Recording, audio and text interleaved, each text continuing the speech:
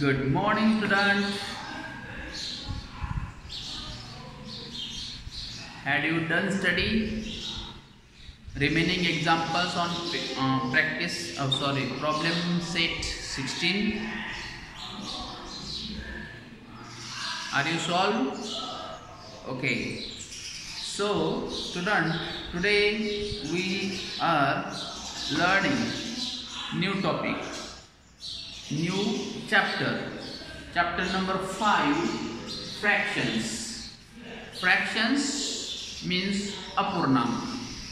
Fraction means apurnank in Marathi. हा शब्द जो आहे अपूर्णांक, तर ह्या अपूर्णांक या शब्दामध्ये त्याचा अर्थ लपलेला आहे. आता तो कोणता आहे बघा. अपूर्णांक म्हणजे काय, तर अपूर्ण म्हणजे काय, जो पूर्ण नाही, अधिक अंक.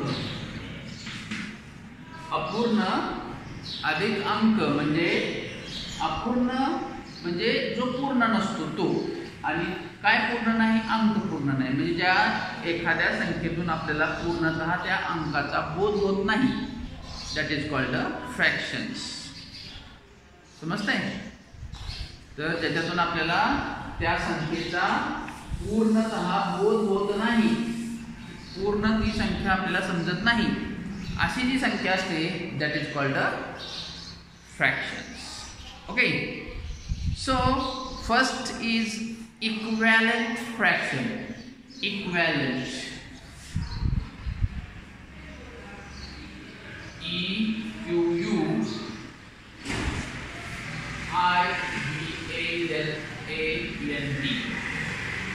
Equivalent is equivalent fraction. Equivalent fraction म्हणजे काय, इक्विव्हॅलेंट म्हणजे सम आणि मूल्य, समूल्य अपूर्णांक. इक्विव्हॅलेंट म्हणजे सम मूल्य, ज्याचे मूल्य, त्याची किंमत समान आहे, that is called a equivalent fraction. So if one bhakri is divided equally between two people, बघा, one bhakri, suppose ही आपली गोलाकाराची भाकर आहे, आणि ह्या एक भाकरीचे आपल्याला दोन लोकांना पुढील असे दोन भाग करायचे. सो आपण याला काय म्हणतो मराठीतून, अर्धी भाकर, बरोबर. ती इंग्लिश मधून आपण याला हाफ हा शब्द वापरायचा आहे, हाफ. Okay, half. आता हाफ भाकर म्हणजे हाफ म्हणजे काय, अर्धी भाकर. So one will get half a भाकरी, the fraction half is written as a 1/2. आता ही जी भाकर आहे अर्धी, त्याचं जे फ्रॅक्शन मध्ये रूपांतर केलं जातं ते आहे 1/2.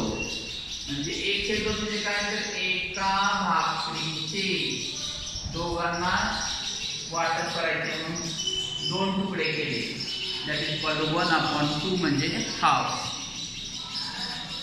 Here 1 is a numerator and 2 is a denominator.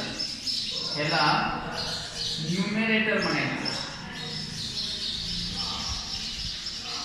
आणि ह्याला डेनोमिनेटर म्हणायचं.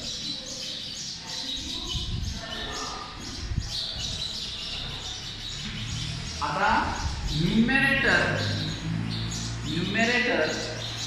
मीन्स इन मराठी ह्याला अंश असं म्हणायचं, आणि डेनोमिनेटर ह्याला छेद असं म्हणायचं. डेनोमिनेटर. तर अंश आणि छेद अशा पद्धतीचा हा अपूर्णांक असतो.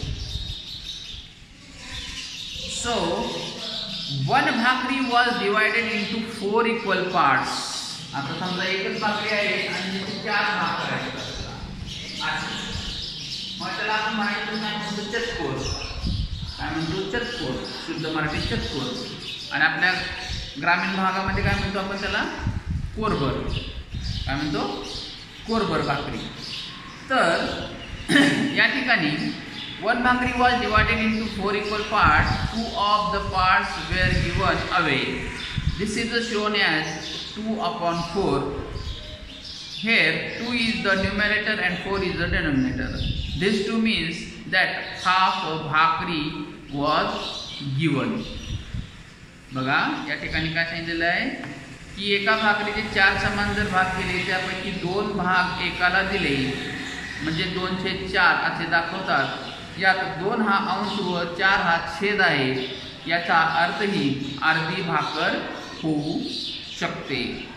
अर्धी भाकर दिली असाच आहे ना, असा त्यांनी प्रश्न आपल्याला विचारलेला आहे.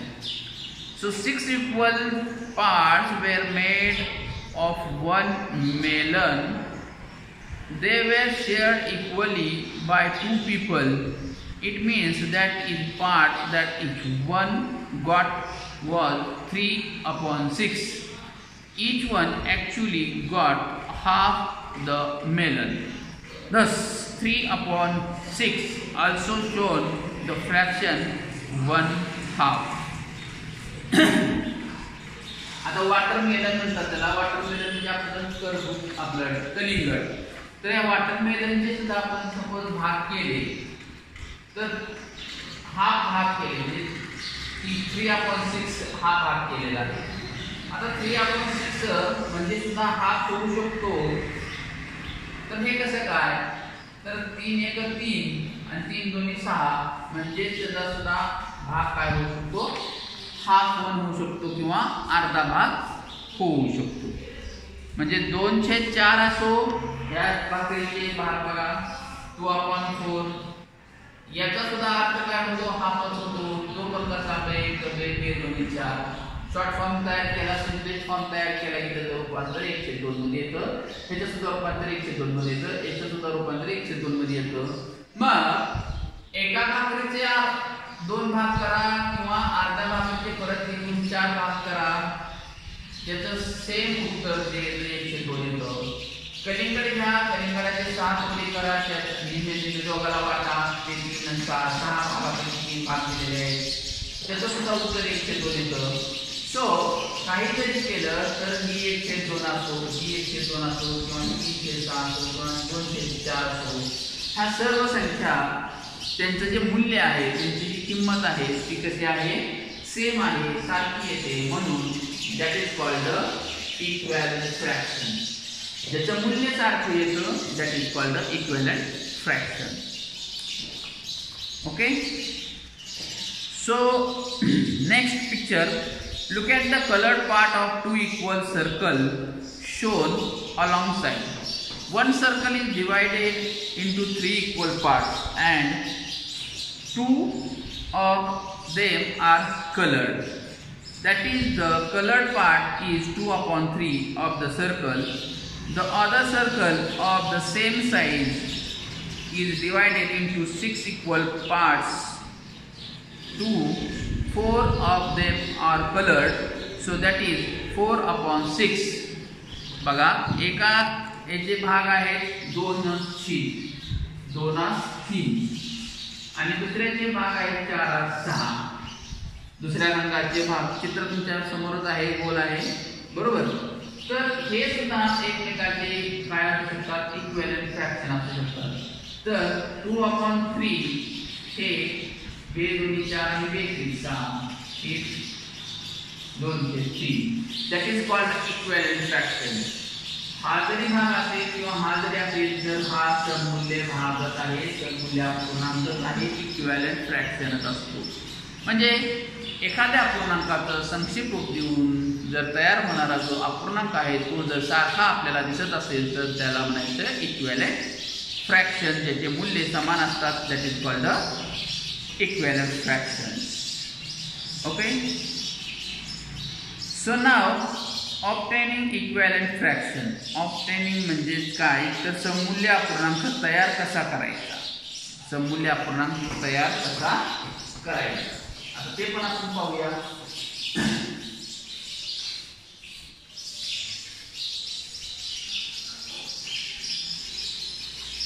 आता सममूल्य अपूर्णांक तयार करणे. Suppose 2 of the 5 equal parts in the figure are colored. The colored part is 2/5 of the whole figure.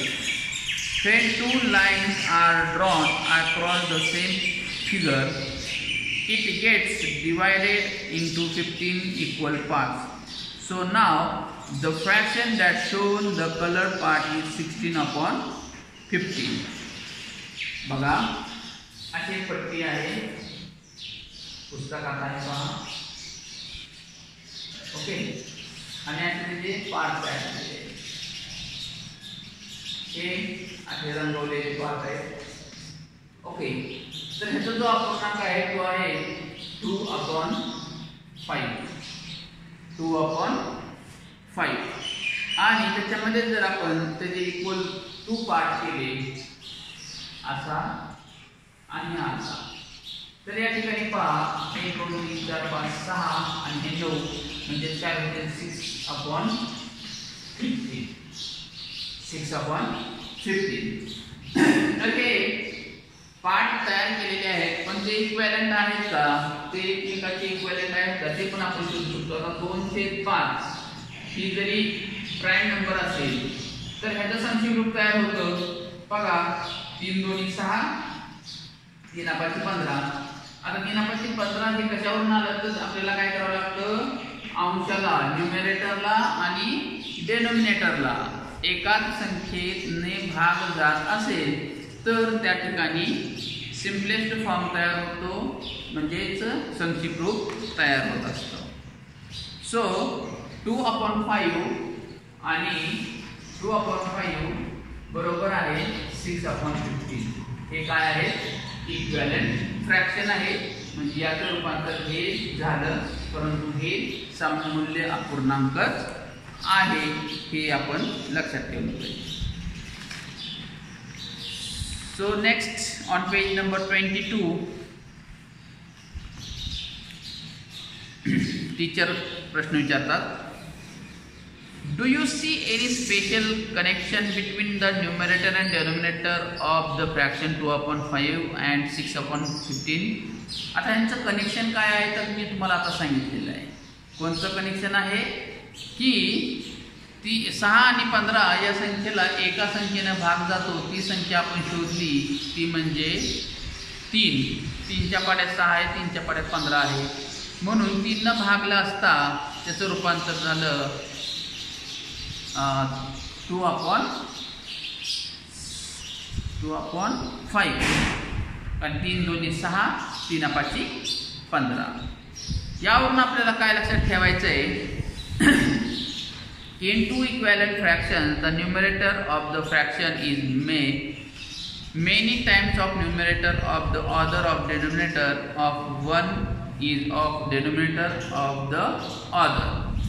म्हणजे या सर्व गोष्टीवरून आपण काय लक्षात ठेवायचं आहे की 1/2 चं रूपांतर 2/4 झालं किंवा 1/2 चं 3/6 झालं आणि 2/3 चं 4/6 झालं. तर सममूल्य अपूर्णांकापैकी एकाचे अंश व छेद दुसऱ्याच्या अंश व छेदाच्या समान पटामध्ये असेल, समान पटीमध्ये असेल तर त्यालाच आपण सममूल्य अपूर्णांक असं म्हणायचं आहे. म्हणूनच एक व्याख्या आहे निळ्या अक्षरातली, when the numerator and denominator of a fraction are multiplied by the same non-zero number we get a fraction that is equivalent to the given fraction. जेव्हा अपूर्णांकातील अंशाला व छेदाला एकाच शून्येतर म्हणजे नॉन झिरो शून्येतर नंबर संख्येने जर आपण गुणलं तर त्या अपूर्णांकाशी सममूल्य अपूर्णांक काय होत असतो, तयार होत असतो. आता या ठिकाणी नंदू एक प्रश्न विचारतो आपल्याला, can I get an equivalent fraction by dividing the numerator and denominator by the same number? बघा काय प्रश्न विचारतोय, अपूर्णांकाच्या अंशाला व छेदाला जर समान संख्येनं भागून सममूल्य अपूर्णांक मिळवता येईल का, असा हा प्रश्न आहे त्याचा. Of course, if the numerator and denominator have a common divisor, जर अंशाला आणि छेदाला जर एकाच सामायिक संख्येनं जर आपल्याला भागता येत असेल, the fraction obtained the actually dividing them by that divisor is equivalent. The given fraction, the numerator and denominator of the fraction 6/15 can be divided by 3. On doing this division, we get the fraction 2/5. So it means 6/15 is equal to 2/5. That is the same equivalent fraction. म्हणून if the numerator and denominator have a common divisor, then the fraction we get on dividing them by the divisor is equivalent to the given fraction. म्हणजे आपण दोन प्रकारे fraction सममूल्य आहेत अथवा नाहीत याचे उत्तर शोधू शकतो, एक तर भागाकार करून किंवा एक तर गुणाकार करून. आता भागाकार करून किंवा गुणाकार करून कसं शोधायचं, आता ह्या उदाहरणावरून आपण समजून घेऊया. सपोज 2/5 आहे आणि दुसरं दिलेलं आहे 6/15. ओके, तर ह्यांचं सममूल्य एकमेकाची सममूल्य आपण तयार करायचं आहे. सपोज 2/5 याचं रूपांतर आपल्याला काय करायचं आहे, 15 करायचं आहे. तर 5 संख्येला कितीनं गुणलं पाहिजे म्हणजे 15 येईल, तर 3. मग 2 या संख्येला सुद्धा काय करायचं असतं, 3 गुणायचं असतं. सो आलं 6/15. ही झालं गुणाकाराच्या क्रियेतून आपण सममूल्य अपूर्णांक शोधू शकतो. तसंच ह्या अपूर्णांकात आता 6/15 चा आपल्याला जर छेद 5 करायचा आहे, तर 15 या संख्येला कोणत्या संख्येनं भागलं पाहिजे म्हणजे 5 येईल, तर याचे उत्तर येतं 3. मग ह्या संख्येला सुद्धा काय करा, 3 न भागा. मग 3/5 15, तर 3 दोन्ही 6. म्हणजे हे एकमेकाचे कन्वर्जन झालं. म्हणजे आपण गुणाकाराच्या स्वरूपात किंवा भागाकाराच्या स्वरूपामध्ये सुद्धा काय करू शकतो, इक्विव्हॅलेंट फ्रॅक्शन शोधू शकतो. Okay, so